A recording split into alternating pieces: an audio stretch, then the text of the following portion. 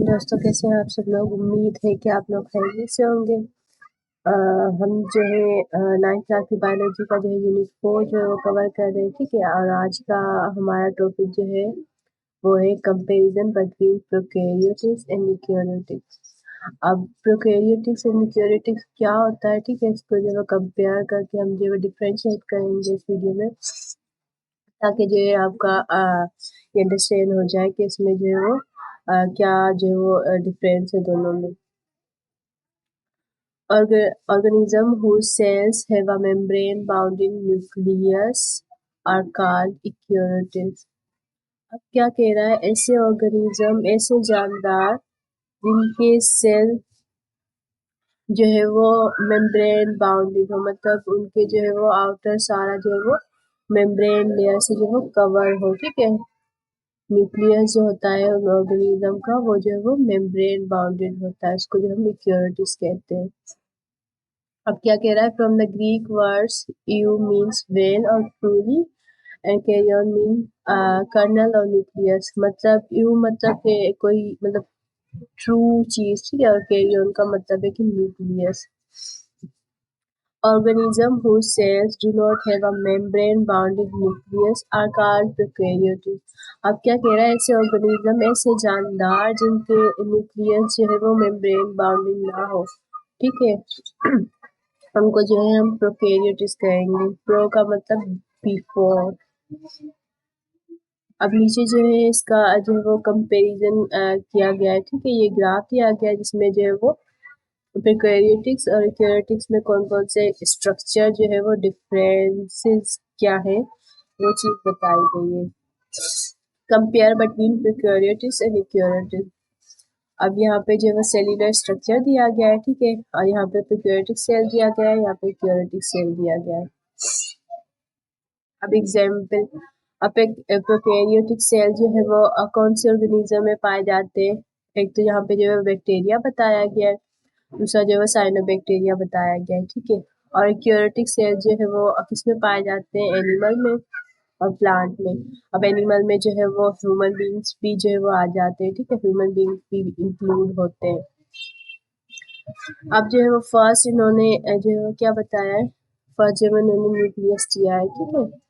अब nucleus prokaryotic cell में कहा गया कि विथआउट मेम्ब्रेन, और यूकेरियोटिक में कहा गया है कि मेम्ब्रेन बाउंडेड। अब हमने जो है वो इनका मेन डिफरेंस ऊपर पढ़ा था कि जो न्यूक्लियस होता है, ठीक है, अब न्यूक्लियस जो है वो प्रोकैरियोटिक्स में जो है वो मेम्ब्रेन बाउंडिंग नहीं होता, ठीक है, विथआउट मेम्ब्रेन होता है जो प्रोकैरियोटिक ऑर्गेनिज्म होते हैं क्या, न्यूक्लियस। और जो यूकेरियोटिक ऑर्गेनिज्म होते हैं उसमें जो है मेम्ब्रेन बाउंडेड न्यूक्लियस होता है। अब नंबर ऑफ क्रोमोसोम्स, अब क्या कहा गया है, प्रोकैरियोटिक सेल जो है वो one but not true chromosome, मतलब उनमें या तो एक ही तादाद में क्रोमोसोम पाया जाता है या तो वो जो है वो ट्रू क्रोमोसोम नहीं होता। लेकिन यूकेरियोटिक जो है वो ऑर्गेनिज्म में देखा जाए तो एक से ज्यादा जो है वो क्रोमोसोम्स जो है वो ऑर्गेनिज्म में पाए जाते हैं। अब नंबर ऑफ सेल बताया गया है। अब प्रोकैरियोटिक जो ऑर्गेनिज्म होते हैं वो जो है वो यूनिसेल्युलर होते हैं, मतलब उनकी जो स्ट्रक्चर होती है, उनकी बॉडी जो है वो एक सेल पर डिपेंड करती है। और यूकेरियोटिक ऑर्गेनिज्म जो होते हैं वो यूनिसेल्युलर भी होते हैं और मल्टी सेल्युलर भी होते हैं, मतलब एक सेल पर भी जो है वो मुश्तमिल होते हैं और जो है वो एक से ज्यादा सेल पर भी जो है वो पाए जाते हैं। अब ट्रू मेम्ब्रेन बाउंड ऑर्गेनेलिज। अब ऑर्गेनेलिज क्या होती है, जो सेल के छोटे छोटे पार्ट्स होते हैं, सब सेल, ठीक है, उसके पार्ट्स को हम ऑर्गेनेलिज कहते हैं, ठीक है। अब ऑर्गेनेलिज जो होती है वो मेम्ब्रेन बाउंडेड होती है। प्रोकैरियोटिक सेल में क्या बताया गया है, ये एब्सेंस होती है, मतलब उसकी सेल की जो ऑर्गेनेलिज होती है वो मेम्ब्रेन बाउंड नहीं होती, वो ट्रू मेम्ब्रेन बाउंड नहीं होती।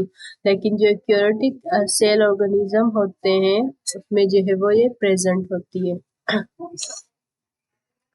अब आगे क्या बताया गया, लाइसोसोम्स, लाइसोसोम एंड पेरोक्सिसोम्स। अब लाइसोसोम में होता क्या है, जो भी हमारी बॉडी में जो है एंजाइम्स वगैरह की जो है वो प्रोडक्शन होती है, ठीक है। लाइसोसोम्स में मतलब एंजाइम जो है वो बनते हैं, इसमें जो है वो केमिकल की जो है वो प्रोडक्शन होती है। अब लाइसोसोम जो है वो उसमें इतने केमिकल जो है वो खतरनाक होते हैं, अगर जो है वो अपने पूरे सेल को भी जो है वो डाइजेस्ट करने की एबिलिटी रखते हैं, ठीक है। अब लाइसोसोम में क्या बनता है, एंजाइम की जो है वो एंजाइम बनते हैं उसमें, ठीक है। अब प्रोकैरियोटिक सेल जो ऑर्गेनिज्म होते हैं उसमें ये चीज़ एब्सेंस होती है, ठीक है, लाइसोसोम्स में नहीं पाया जाता, लेकिन यूकेरियोटिक सेल में प्रेजेंस होती है। मतलब यूकेरियोटिक ऑर्गेनिज्म जो होते हैं, सेल ऑर्गेनिज्म होते हैं, उनमें जो है वो लाइसोसोम्स पाए जाते हैं। अब माइक्रोट्यूब्यूल क्या होता है, ड्यूरिंग क्रोमोसोम्स की डिस्ट्रीब्यूशन ये एक स्पिंडल टाइप बन जाता है, ठीक है, जिसमें जो है वो एक स्पिंडल टाइप मतलब इसे लड़ी टाइप आपने जो है वो देखा होगा, ठीक है, जिसमें जो है वो क्रोमोसोम जो है वो होल्ड होते हैं, ठीक है। ये स्पिंडल जो है वो क्या करते हैं, ये क्रोमोसोम्स को जो है वो होल्ड करते हैं। अब क्या कहा गया है, प्रोकैरियोटिक सेल में जो है वो या तो एब्सेंस होते हैं या बहुत रेयर जो है वो हमें दिखाई देते हैं, मतलब ऑर्गेनिज्म किसी किसी में, लेकिन यूकेरियोटिक सेल ऑर्गेनिज्म होते हैं उसमें ऑलवेज प्रेजेंस होते हैं। अब एंडोप्लाज्मिक रेटिकुलम आ जाता है। एंडोप्लाज्मिक रेटिकुलम क्या होता है, इसमें जो है प्रोटीन की जो है प्रोडक्शन होती है, ठीक है। अब ये क्या बताया गया है कि प्रोकैरियोटिक जो सेल होते हैं उसमें जो है वो प्रोकैरियोटिक सेल ऑर्गेनिज्म जो होते हैं उसमें ये चीज़ जो है एब्सेंस होती है, उसमें जो है एंडोप्लाज्मिक रेटिकुलम होते हैं वो जो है जो है वो एब्सेंस होते हैं, ठीक है, लेकिन यूकेरियोटिक सेल ऑर्गेनिज्म जो है उसमें ये चीज़ पाई जाती है।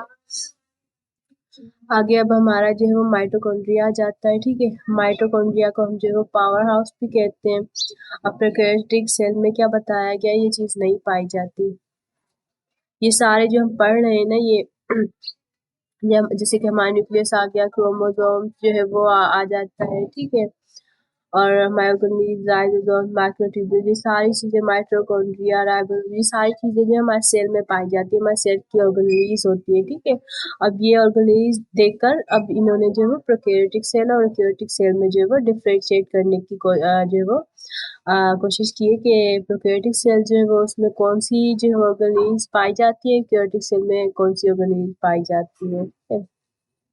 और माइटोकॉन्ड्रिया जो है वो यूकेरियोटिक सेल में जो है वो पाई जाती है, यूकेरियोटिक सेल ऑर्गेनिज्म होते हैं उसमें ये चीज़ होती है।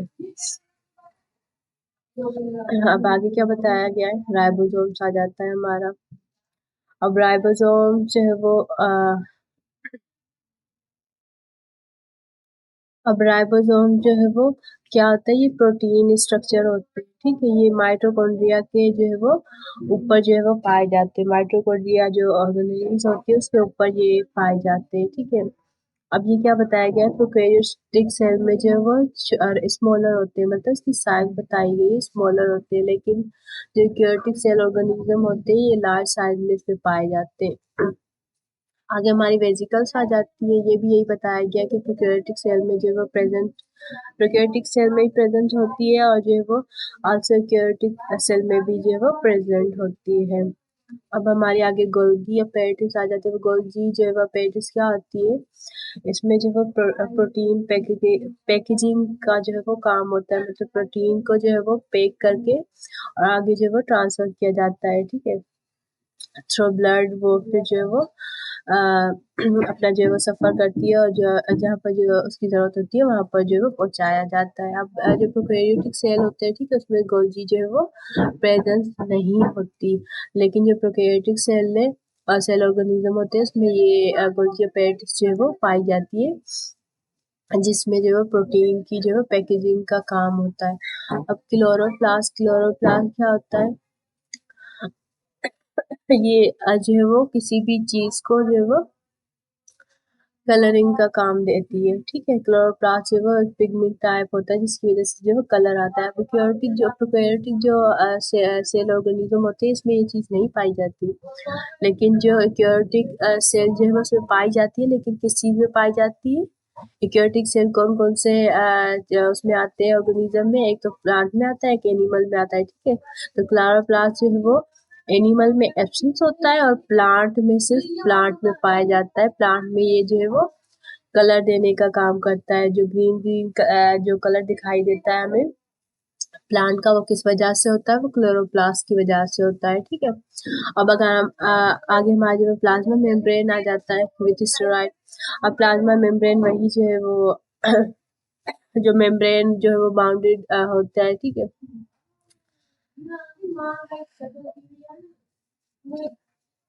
मेम्ब्रेन जो होता है, ठीक है, जो बाउंड होता है, बाउंड करता है ऑर्गेनिज्म को। अब जो प्रोकैरियोटिक सेल ऑर्गेनिज्म होते हैं उसमें नहीं पाए जाते, लेकिन जो यूकेरियोटिक सेल होते हैं उसमें ये चीज पाई जाती है। Permeability of nuclear membrane. अब परमेबिलिटी क्या होता है? अब जो न्यूक्लियर होता है, ठीक है, उसके अंदर चीजें आ जा सकती हैं या नहीं आ सकती। ठीक है, ये चीज बताई गई है। अब न्यूक्लियर मेम्ब्रेन होता है, उसमें जो कुछ स्पेसिफिक चीजों को अंदर आने जाने की जो है वो इजाजत होती है। ठीक है, वो इन और आउट हो सकती है। तो प्रोकैरियोटिक सेल में जो सेल ऑर्गेनिज्म होते हैं इसमें ये चीज जो है वो प्रेजेंट नहीं होती, लेकिन यूकेरियोटिक सेल जो है उसमें ये चीज प्रेजेंट होती है, लेकिन सिलेक्टिव, मतलब कुछ ऐसी सिलेक्टिव स्पेसिफिक चीजें होती है जिसको जो है वो न्यूक्लियर मेम्ब्रेन अपने अंदर आने और जाने की जो है वो परमिशन देता है। अब आगे हमारा जो है वैक्यूल आ जाता है। ठीक है, अब वैक्यूल क्या होता है? ये पानी नुमा थैलियाँ होती है, ठीक है, जिसमें हमारे सेल का जो है वो वेस्ट मटेरियल जो है वो इसमें पाया जाता है वैक्यूल्स में। ठीक है, अब प्रोकैरियोटिक सेल ऑर्गेनिज्म होते हैं इसमें ये चीज नहीं पाई जाती, इसमें एब्सेंस होती है, लेकिन यूकेरियोटिक सेल ऑर्गेनिज्म होते हैं उसमें प्रेजेंट होते हैं वैक्यूल, जिसमें हमारा जो है वेस्ट मटेरियल जो है वो हमें मिलता है। अब आगे हमारा क्या है? Cell size. अब जो प्रोकैरियोटिक सेल्स होते हैं, ठीक है, वो जो है उसमें 1.10 UM जो है वो उनकी साइज बताई गई, मतलब ये प्री जो है वो सिलेक्टेड होती है। ठीक है, अब किसी भी बड़ी जो है वो साइज को छोटा करके जो है वो इसमें दिया जाता है। ठीक है, और जो यूकेरियोटिक सेल ऑर्गेनिज्म होते हैं इसकी ये साइज बताई गई है। फ्लैजिला क्या होता है? अब प्रोकैरियोटिक सेल में क्या बताया गया है? सब microscopic in size, compose of only one fibre, मतलब जो उनकी साइज होती है सब माइक्रोस्कोपिक होती है, मतलब छोटी होती है, और उनमें जो वो किसी से बने होते हैं, फाइबर से बने होते हैं। ठीक है, सिर्फ एक फाइबर से। अब यूकेरियोटिक सेल ऑर्गेनिज्म में क्या होता है? Microscopic in size, membrane bounded. अब क्या उसकी साइज बताएगी कि वो माइक्रोस्कोपिक जो साइज का होता है। ठीक है, और वो जो है वो फ्लैजिला भी जो है वो यूकेरियोटिक सेल ऑर्गेनिज्म में फ्लैजिला भी जो है वो मेम्ब्रेन बाउंड होता है। इसकी जैसे बाकी सारी ऑर्गेनिज्म जो है वो मेम्ब्रेन बाउंड होती है, तो ये चीज भी जो है मेम्ब्रेन बाउंड होती है। ठीक है, और फ्लैजिला किस चीज का काम करता है?